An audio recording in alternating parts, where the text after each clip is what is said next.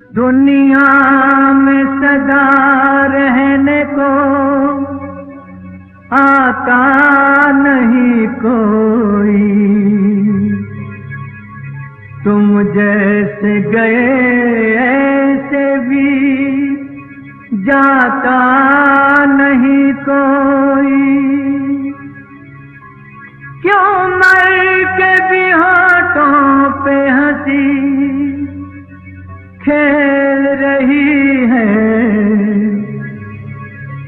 सब जानते हैं और बताता नहीं कोई। दिल पहले ही डरता था कि जल जाएगा दामन। दोस्तों, इसके पहले की वीडियो में मैंने आपको मुकेश जी की आखिरी जर्नी दिखाई है, जिसमें एक तस्वीर में किशोरदा और मोहम्मद रफ़ी साहब अपने जिगरी दोस्त मुकेश जी का आखिरी दीदार करते हुए नजर आते हैं। इस तस्वीर में हमें किशोरदा का चेहरा कितना उदास दिख रहा है। ऐसा लगता है जैसे वो अकेले पड़ गए हों।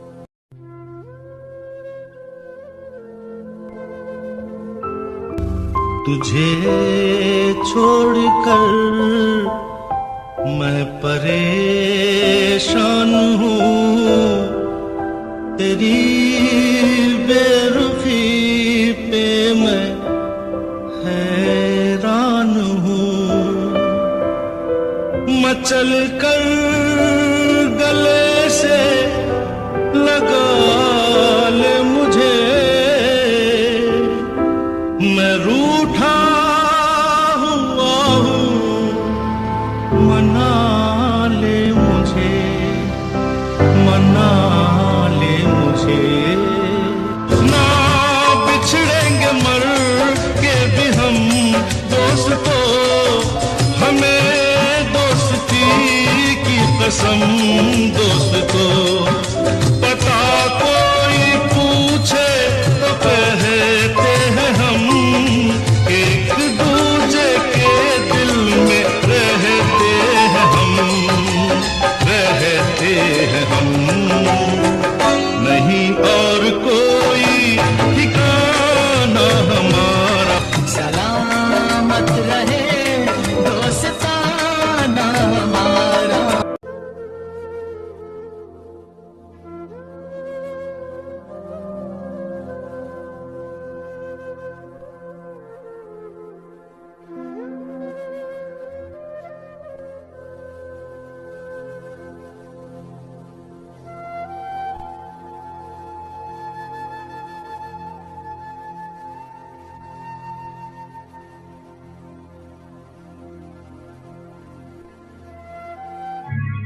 दामन से अमर दीप बुझाता नहीं कोई, बुझाता नहीं कोई, बुझाता नहीं कोई। मेरे साथिया सो न जाना कहीं, कसम है तुझे खो न जाना कहीं। इसी नींद में डूब जाएगा तू, मुझे जिंदगी रुलाएगा तू। इस तस्वीर में हमें नौशाद साहब मोहम्मद रफ़ी साहब की मैयत पर फातिहा पढ़ते नजर आते हैं। मोहम्मद रफ़ी साहब और नौशाद साहब का खास करके वो भजन जिन्हें शकील बदायूं ने लिखा था, वो हमारे लिए एक तोहफा है और भाईचारे का सबूत है।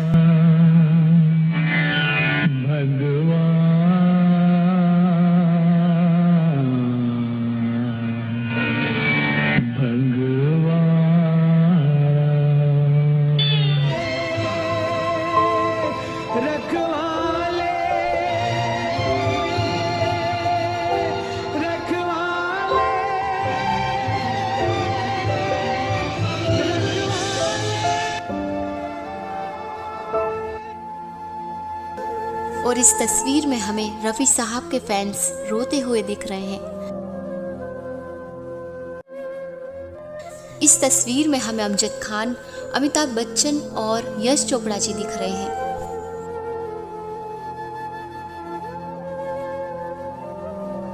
उस दौर के सभी लोगों में अपनापन था। उस दौर के सभी सिंगर्स में जेलस फील करना ऐसा नहीं था।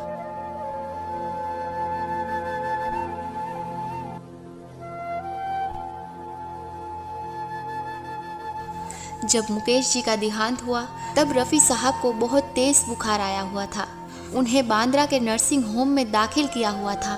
बुखार होने के बावजूद भी उन्होंने डॉक्टर से गुजारिश की कि वो थोड़ी देर के लिए उन्हें वहां जाने दे, लेकिन डॉक्टर ने उन्हें वहां जाने से मना कर दिया। लेकिन डॉक्टर के मना करने के बावजूद भी रफ़ी साहब अस्पताल के पिछले दरवाजे से चुपचाप निकल गए। वो कैसे नहीं जाते? आखिर उन्हें अपने दोस्त का आखिरी दीदार जो करना था।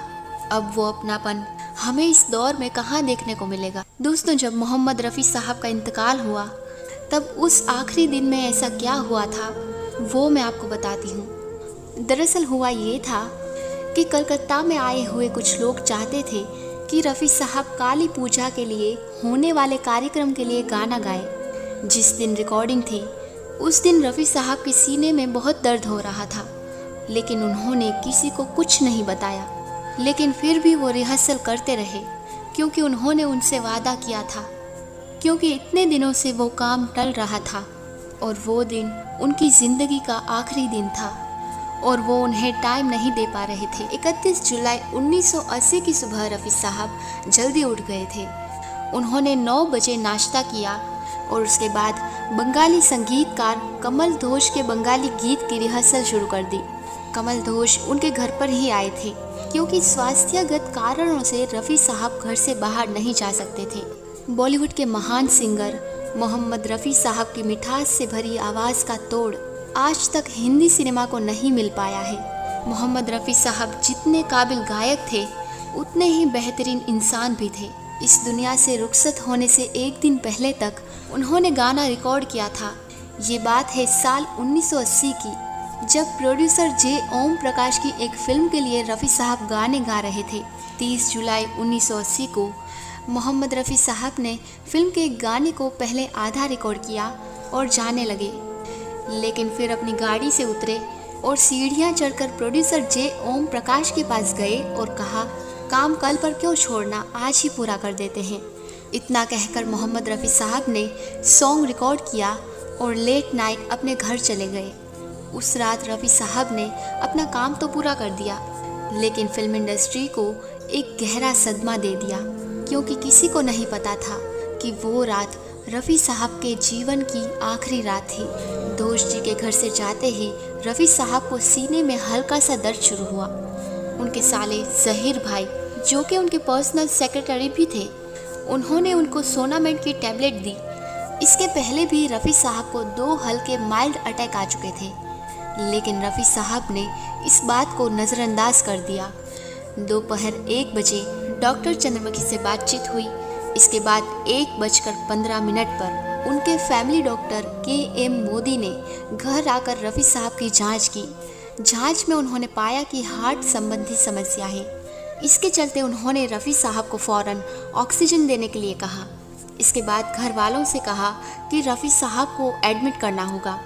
रफ़ी साहब एम्बुलेंस में नहीं जाना चाहते थे, लेकिन स्वयं की कार से वे अस्पताल जाने के लिए राज़ी थे। अस्पताल जाने के लिए वे स्वयं चलकर अपनी कार तक गए थे। इसके बाद दोपहर 2 बजे तक उन्हें माहिम के नेशनल हॉस्पिटल में एडमिट करा दिया गया, लेकिन वहां डॉक्टरों के पास पेसमेकर मशीन नहीं थी, जो कि हार्ट पेशेंट के लिए ज़रूरी होती है। वहां से ले जाते समय रास्ते में रफ़ी साहब को दूसरा अटैक आ गया। शाम 6 बजे उन्हें बॉम्बे हॉस्पिटल में शिफ्ट कराया गया। वहां डॉक्टरों ने रफ़ी साहब को पेसमेकर मशीन तो इंस्टॉल कर दी, लेकिन वो ठीक से काम नहीं कर पा रही थी। जब तक दूसरी पेसमेकर मशीन का इंतज़ाम होता, रात के 9 बज चुके थे। इस आपाधापी में बहुत महत्वपूर्ण समय चला गया, जिसमें डॉक्टर उन्हें बचा सकते थे। रात के 9 बजे डॉक्टर KM मोदी और डॉक्टर डागर ने रफ़ी साहब को अटेंड किया। लेकिन उनकी हालत बिगड़ती जा रही थी। इस तरह रात के 10 बज गए और रात के 10:10 पर रफ़ी साहब को तीसरा अटैक आया और उनकी सांसें उखड़ गईं। रात भर उनकी मैयत को अस्पताल में रखा गया।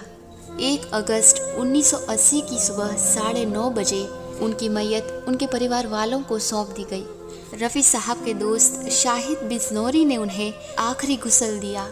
दोपहर 12:30 बजे उनका जनाजा घर से रवाना हुआ।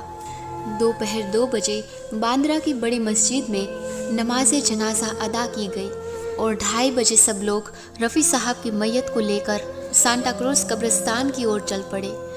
पूरे रास्ते में ज़ोरदार बारिश हो रही थी। उस रोज़ बम्बई में इतनी मूसलाधार बारिश हुई मानो खुदा रफ़ी साहब को विदाई देने के लिए खुद रो पड़े हों।